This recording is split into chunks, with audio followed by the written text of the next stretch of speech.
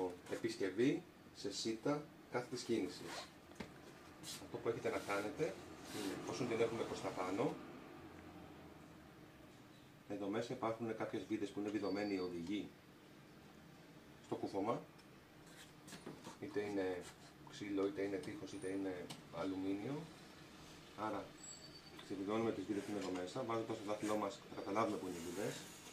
Μπορούμε και με ένα ματάκι που μπορείτε να βρείτε σε μαγαζιά με είδη και εξαρτήματα αλουμινίου. Είναι ένα ματάκι που βάζουμε για να βλέπουμε μέσα τι γίνεται. Ξεβιδώνουμε λοιπόν ότι η βίδα υπάρχει εδώ και εδώ. Ανασηκώνουμε, τραβάμε τον οδηγό έξω, τραβάμε τον οδηγό, τους αφήνουμε κάτω. Αυτούς δεν τους χρειαζόμαστε για την επισκευή.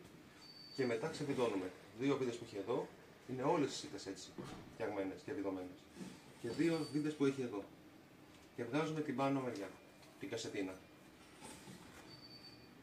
Αυτή τη βγάζουμε και τη φέρνετε στο χώρο μας για επισκευή.